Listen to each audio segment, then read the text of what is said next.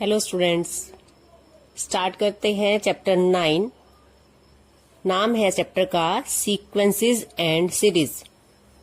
तो पहले हम पढ़ेंगे सीक्वेंस के बारे में कि एक सीक्वेंस क्या होती है। जनरली भी हम इस वर्ड को यूज करते हैं कि एक ऑर्डर्ड लिस्ट बनानी है हमने ऑब्जेक्ट्स की, या ऑब्जेक्ट्स को हमने एक सीक्वेंस में रखना है। सीक्वेंस का मीन होता है डेफिनेट ऑर्डर, कोई एक डेफिनेट ऑर्डर जिसको हम देख के समझ सकें कि ये जो है ऑब्जेक्ट्स किस हिसाब से रखे गए हैं। और अगर मैथ्स में बात करें हम सीक्वेंस की, then sequence is a set of numbers in some definite order is called a sequence. Numbers को किसी डेफिनेट ऑर्डर में लगाना एक सीक्वेंस है। एग्जाम्पल लेके देखते हैं। मैंने यहाँ कई नंबर लिखे, 100, 120, 140, 160। अब आप मुझे ये बता सकते हो कि मैं नेक्स्ट नंबर क्या लिखने वाली हूँ। आप यहाँ देख रहे हो कि यहाँ पर 20 का डिफरेंस आया, फिर 20 प्लस हुए, फिर 20 प्लस हुए, तो आप ये बताओगे कि नेक्स्ट आपका 180 आएगा, फिर हमारा 200 आएगा। और हम इसको कितने भी आगे तक लिख सकते हैं। एक और एग्जांपल देखते हैं। 2, 4, 8, 16। अब आप मेरे लिखने से पहले ही बता सकते हो कि इससे नेक्स्ट नंबर क्या आएगा, या उससे भी नेक्स्ट नंबर क्या आएगा। तो 16 से नेक्स्ट नंबर क्या आएगा हमारा 32, उससे नेक्स्ट नंबर क्या आएगा 64, उससे नेक्स्ट नंबर क्या आएगा 128। इट मीन्स आप यहाँ पर इस सीक्वेंस के नेक्स्ट नंबर लिख सकते हो। कैसे पता आपको? क्योंकि ये एक डेफिनेट ऑर्डर में लिखे जा रहे हैं, इसलिए आप नेक्स्ट नंबर को बता सकते हो कि यहाँ पर पहले वाले नंबर से डबल नंबर आ रहा है। यहाँ 20 प्लस हो रहे हैं, तो पैटर्न कुछ भी हो सकता है। एक डेफिनेट पैटर्न के हिसाब से नंबर्स को अरेंज किया जाता है। तो इस टाइप की नंबर्स की अरेंजमेंट को कहते हैं एक सीक्वेंस। जब नंबर्स को सीक्वेंस में लिखा जाता है तब कुछ नोटेशंस होती हैं। जैसे फर्स्ट टर्म, इसे फर्स्ट टर्म कहेंगे, A1 से डिनोट करते हैं। हमने 10th क्लास में AP के बारे में भी पढ़ा है, तो AP भी एक तरह की सीक्वेंस ही है। AP के बारे में भी हम यहाँ इस चैप्टर में पढ़ेंगे। एक्सरसाइज 9.2 में हमने AP जो हम 10th क्लास में चैप्टर कर चुके हैं, चैप्टर 5 समांतर श्रेणी, वो 9.2 एक्सरसाइज में हम करेंगे AP। AP एक सीक्वेंस है, उसमें भी डेफिनेट ऑर्डर में जो है नंबर्स इंक्रीज या डिक्रीज होते हैं। तो यहाँ पर हमारे पास जो फर्स्ट टर्म है उसे A1 से डिनोट करते हैं, second term A2, third term A3, fourth term जो है A4, और जो इसकी nth टर्म होती है उसे AN से डिनोट करते हैं। तो फर्स्ट टर्म को क्या लिखते हैं A1, सेकंड टर्म को A2 कहेंगे, या T1, T2 भी कह सकते हैं। इसी तरह से nth टर्म को कहते हैं AN, और सीक्वेंस में nth टर्म को जनरल टर्म भी कहते हैं।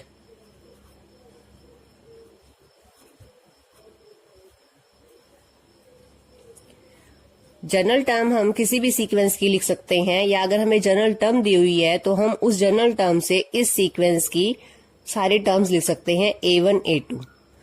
फॉर एग्जाम्पल जो हमने यहाँ पे पहली सीक्वेंस ली है, अगर हम इसकी जनरल टर्म बनाने के लिए सोचें तो हमारे पास यहाँ पे फर्स्ट टर्म क्या है 100। 100 को अगर मैं यहाँ लिखती हूँ 80 प्लस 20। सेकेंड टर्म है यहाँ पर 120, इसको लिखा हमने 80 प्लस 40, 40 को भी लिखा 20 इंटू 2। यहाँ पे हम इसकी जनरल टर्म की बात कर रहे हैं। A3 है यहाँ पर 140, 80 प्लस 60, 60 को लिखा हमने 20 इंटू 3। फोर्थ टर्म है 160, 80 प्लस 80, और 80 को लिखा हमने 20 इंटू 4। तो इस तरह से अगर हम बात करें तो यहाँ हमारी nth टर्म क्या बनेगी जनरल टर्म 80 प्लस 2n, और ये जो है इस सीक्वेंस की जनरल टर्म है। जनरल टर्म में हम n की वैल्यू नेचुरल नंबर पुट करेंगे for all n belongs to natural number. तो n की वैल्यू हम नेचुरल नंबर पुट करेंगे और हमारे पास सीक्वेंस की जो है टर्म्स आती जाएंगी, first term second term. n की वैल्यू 1 पुट करेंगे तो 80 प्लस 20 100, n की वैल्यू 2 पुट करेंगे तो 80 प्लस 40 120। तो इस तरह से हमें सीक्वेंस के टर्म्स मिलेंगी। n यहाँ कहाँ बिलोंग करता है, नेचुरल नंबर से, और जो नंबर्स आएंगे हमारे पास ए एन जो फर्स्ट टर्म सेकंड टर्म आएगी वो कुछ भी हो सकती है, वो जरूरी नहीं है नेचुरल नंबर होगी, वो हमारे पास रियल नंबर से बिलोंग कर सकती है। सेकंड जो हमारे सीक्वेंस लिखी है इसकी जनरल टर्म बनाते हैं। यहाँ पे हमारे पास फर्स्ट टर्म क्या है 2, या इसे 2 रेज़ टू पावर 1 भी कह सकते हैं। हमें एक पैटर्न बनाना है 4 को आप 2 की पावर 2 लिख सकते हो। A3 है हमारे पास 8 2 की पावर 3। तो इस तरह से इस सीक्वेंस की जनरल टर्म क्या बनेगी, an is equal to 2 raise to power n for all n belongs to natural number.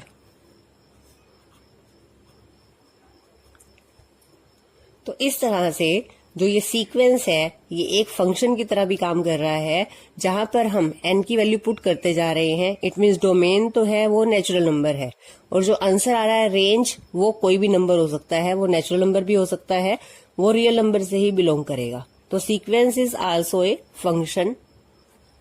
तो यहां हम कह सकते हैं therefore a sequence is considered as a function from n to r। It means क्या है, नेचुरल नंबर इसकी domain होगी और रियल नंबर इसकी रेंज होगी। तो ये जो है एक तरह से एक फंक्शन भी है। फंक्शन फॉर एग्जांपल ये ले लेते हैं हम F N is equal to, ये हमने लिया है A N is equal to 2 की पावर n। अब n जो डोमेन है वो क्या है, नेचुरल नंबर। नेचुरल नंबर यानी कि हम f1 रखेंगे तो हमारे पास फर्स्ट टर्म आ जाएगी 2 की पावर 1 2। f2 रखेंगे सेकंड टर्म आ जाएगी 2 की पावर 2 4। इस तरह से n की वैल्यू 3 रखेंगे तो हमारे पास थर्ड टर्म आ जाएगी a3 इज इक्वल टू 8। तो सीक्वेंस जो है एक फंक्शन है from n to r। Domain इसकी नेचुरल नंबर है, रेंज रियल नंबर है। इस चैप्टर में हम सीक्वेंस जो है यहां पर हम 2 टाइप्स की कह सकते हैं। सीक्वेंस जो है 2 टाइप्स की है। एक फाइनाइट मीन्स जिसमें नंबर ऑफ टर्म्स फाइनाइट होंगे, that is called finite sequence. If number of terms are finite यानी काउंटेबल है। फॉर एग्जाम्पल जो हमने यहाँ पे सीक्वेंस ली थी, यहाँ पे मैंने कुछ डेफिनेट ये लिए थे फिक्स नंबर्स, तो ये हमारे पास फाइनाइट सीरीज है, सीक्वेंस है। और इनफाइनाइट सीक्वेंस क्या होती है, जिसमें नंबर ऑफ टर्म्स जो है इनफाइनाइट होती हैं, अनकाउंटेबल होते हैं। यहाँ पे नंबर ऑफ टर्म्स फाइनाइट है। फॉर एग्जाम्पल मैंने 1 2 3 4 5 इतनी सीक्वेंस ली है, तो ये जो है फाइनाइट सीक्वेंस है। इनफाइनाइट सीक्वेंस क्या होगी,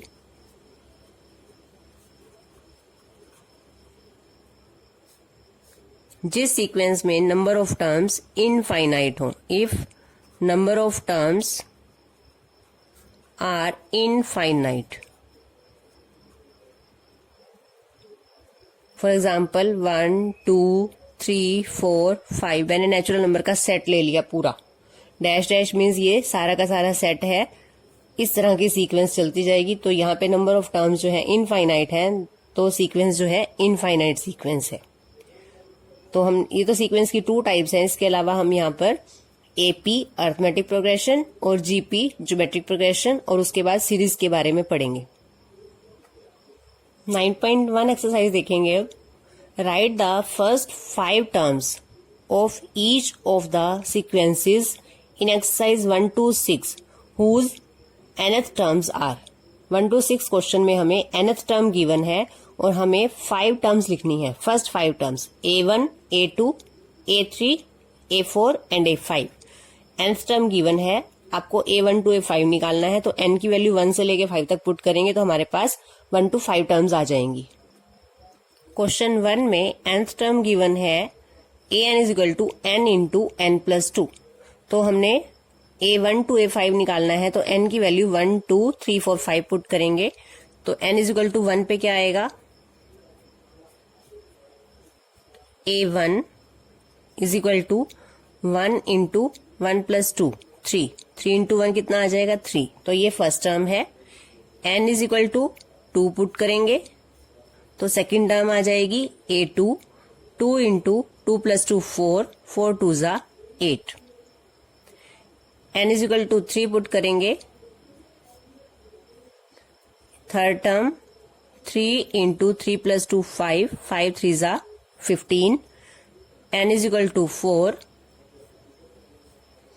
A4 आ जाएगा 4 into 6 24 and fifth term n is equal to 5, A5 is equal to 5 into 5+2 7 35। तो ये हमारे पास 5 टर्म्स हैं, 3 8 15 24 35।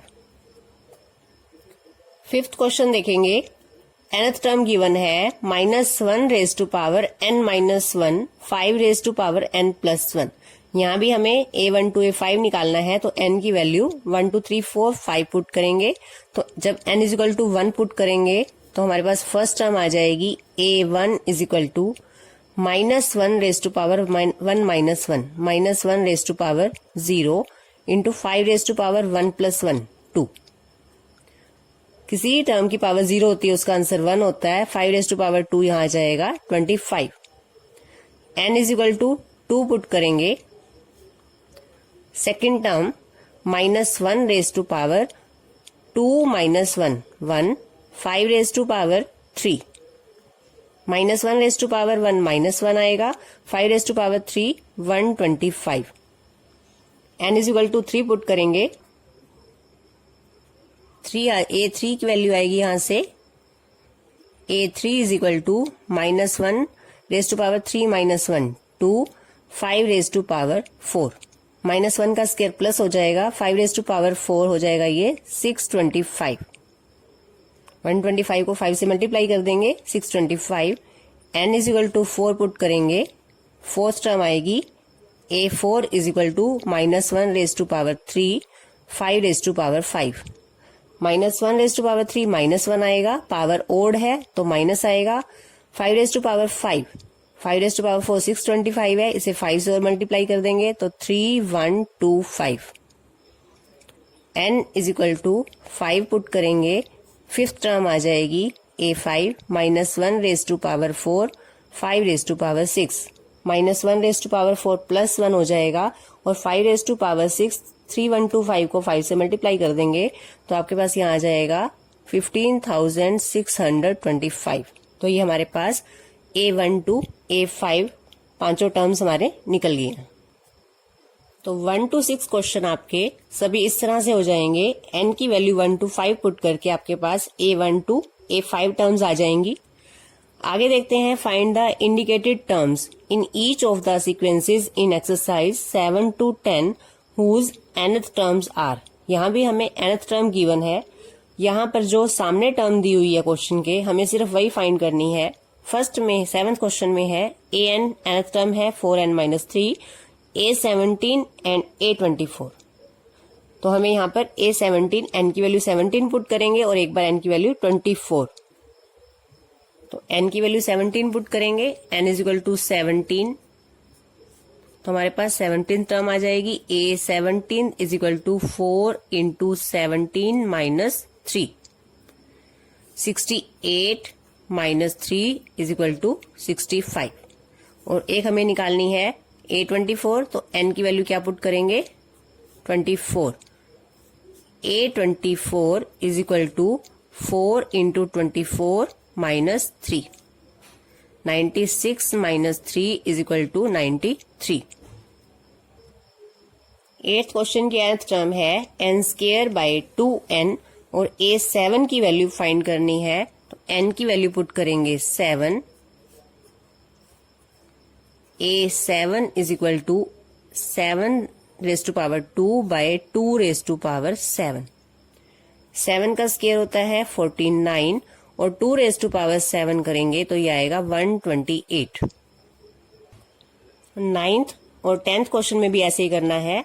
9th में A9 की वैल्यू निकालनी है और 10th क्वेश्चन में A20 फाइंड आउट करना है, तो n की वैल्यू 20 पुट करेंगे।